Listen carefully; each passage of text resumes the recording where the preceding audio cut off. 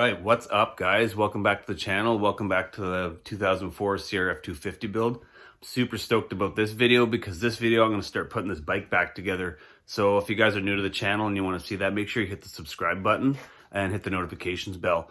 And if you guys want to support the channel at all, I've started a merch line with some t-shirts and stuff, so go ahead and check it out. I'll put the link down in the description. So I've got the frame on the lift behind me. I've got the motor on the bench. I'm going to get the motor ready to go back into the frame, so I'm going to go at that right now. All right, so I got the engine on the bench here now, and as you guys can see, I've literally bubble wrapped the top of the engine because I'm afraid it might bump into the frame as I'm putting it in, so I don't want to scratch up that powder coat. So I'm going to go ahead and very slowly and carefully install this engine now.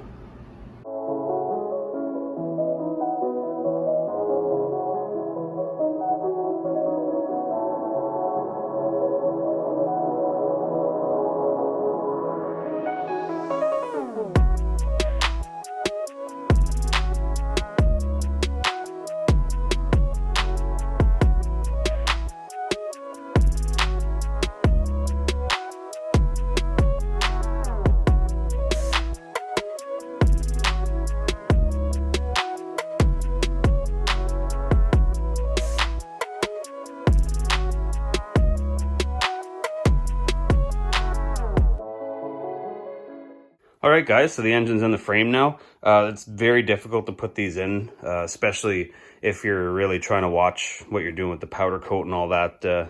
Certain way this thing's got to go in. I actually took the valve cover off there just to make sure nothing would get beat up. But yeah, I had to get it in a certain way. I had to take the Kickstarter off and everything. So now I'm just going to put little things on. I'll probably put that spark plug in.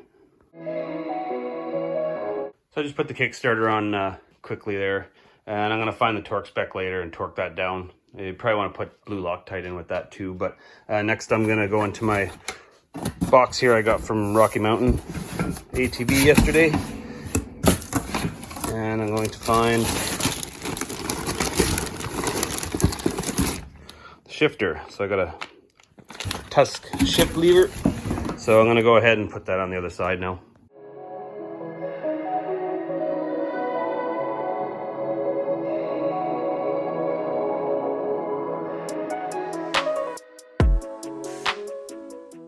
Alright guys, so the shifter's on, looks awesome. So next is going to be the, I'm going to put the spark plug in so that I don't have to worry about anything going down that hole into the cylinder.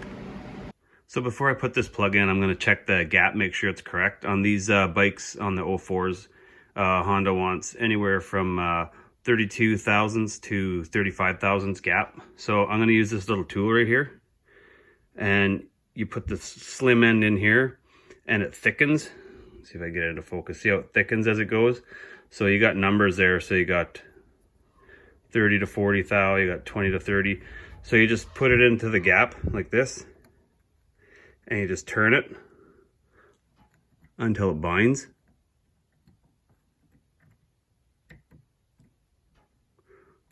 So it's bound up right there. So let's see where we're at. So we're at about 33 to 34-ish. So that's in spec. So now I can go ahead and install that spark plug.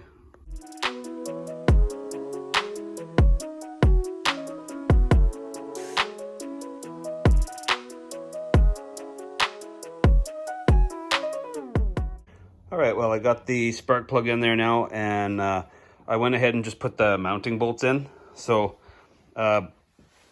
it shows on the parts diagram that the nut goes on this side, so I just followed that. And when you put these mounting bolts in, you just want to wait to torque them in if you don't have your bolt for the swing arm through, because you need that to be able to move. Otherwise you're going to have real issues putting your swing arm in. So you never want to torque those by themselves. You just want to torque it all together when you've got everything installed on the bike.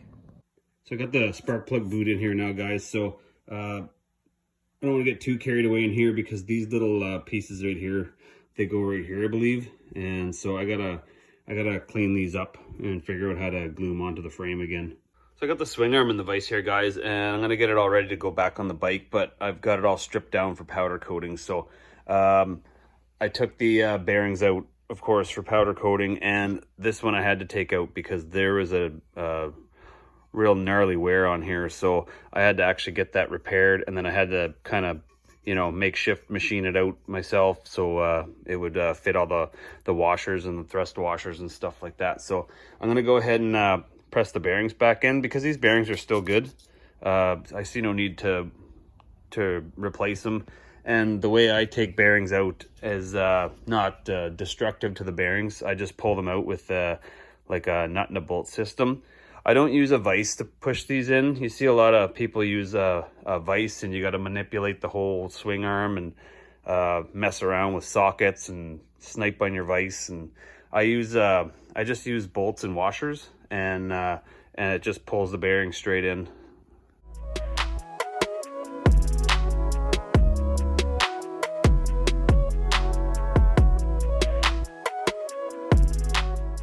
All right, guys, so now I'm all set up, ready to go here. I've got a long bolt, and I've got a washer stack, and then some bigger washers to back it up. And then I've got a nut here in the top, a smaller washer, and then another washer, just so when it goes into the bore here, this washer isn't going to go any further than the bore, so this bearing will be sunk in perfectly. So now you just take your wrench, and then you back this up on the bottom, and then you should be able to just crank this bearing right in. It should pull right in for you.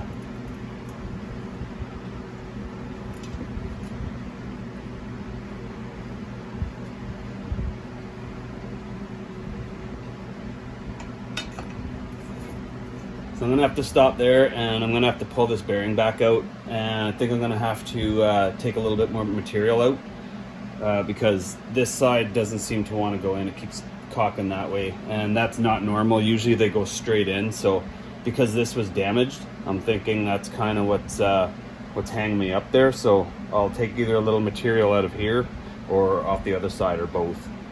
All right, guys, so I was able to get that left-hand bearing in there. I just took my die grinder and took a little bit more material out, and gave it a good go with the flapper wheel, and I was able to create enough clearance to get that bearing in there. And so I'll show you, I'll set this one up, and I'll show you guys what it looks like when you got a good bore, a good machine bore, and these bearings, because it should go in nice and easy with this one. All right, guys, I got the jig set up on this right hand side here. So this should go in a little easier because that left hand bore, probably not the best example to start with because it was all messed up. So usually on these, when they're in proper shape, they're a little easier to deal with. So usually when you start pulling them in, they just crank right in, no problem. So I had to back everything out a little bit. The bearing was going in crooked. That usually doesn't happen, but I just had to square it up, get it in the bore just a tiny bit. Now I can reset this up and then continue pulling it in. I just went ahead and I put it in the vise for a second just so the jaws are nice and square, and just pressed it in a little bit. But again, I don't want to go messing around with sockets and things like that, so I'll just square it up in the vise so I know it's going in straight, and then put this little jig up, and then this should pull it in nice and easy now.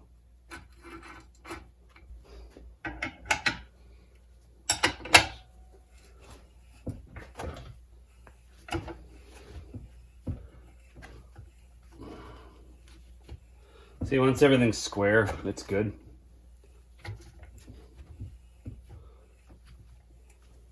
Pulls in pretty easy. If you want, you can even heat the bore up, and you can cool the bearing down just to make it that much easier.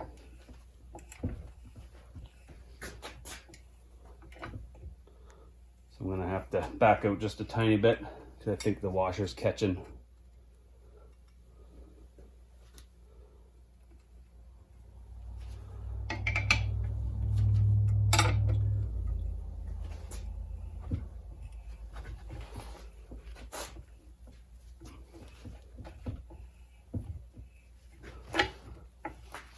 The last little bit seems to be the toughest for some reason.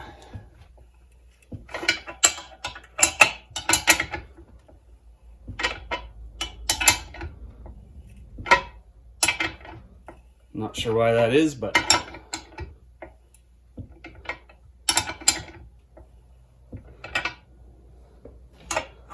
take it out for a quick second, see how much farther it is to go. I don't think there's too much further to go. Oh no. So I cleaned it out really well too, but that's one thing when you powder coat these is sometimes it causes headaches because you've got sandblast media in places. I mean, you just can't prevent it. That stuff goes absolutely everywhere. So sometimes you just get some blast media somewhere you don't want it and kind of makes life a pain.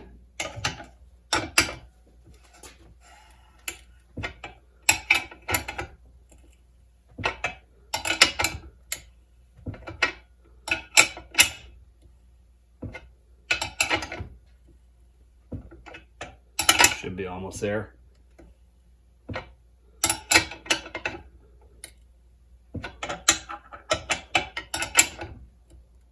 Oh yeah, that got real tight there, so that should be it. Should be able to back everything out here. And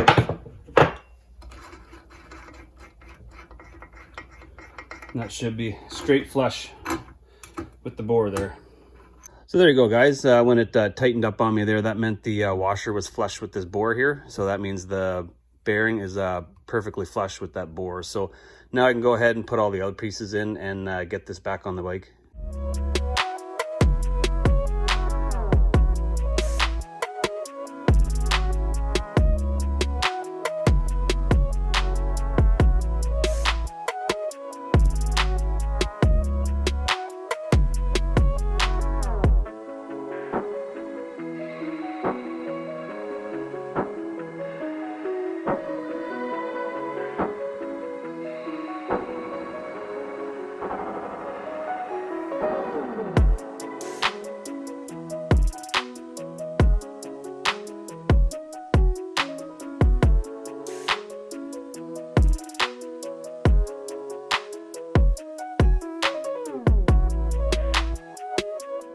So I got the shock linkage on the bench here now, so it's all vapor blasted and it looks awesome.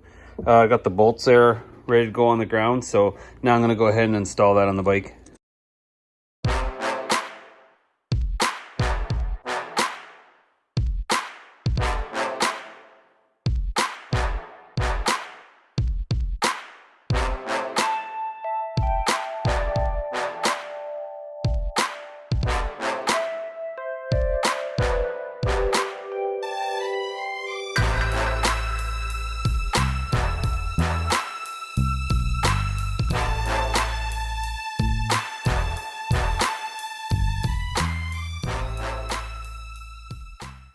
All right, so I got all that done. It's moving nice and easy now.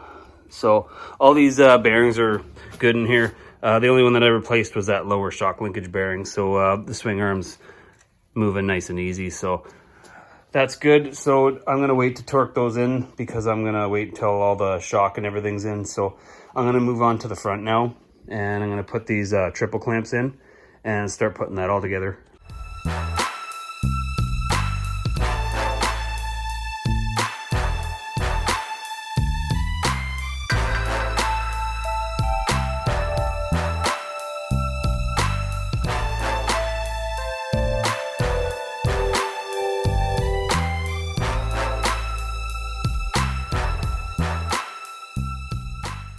All right, guys, I got the clamps installed here now, and I got the bar holders installed.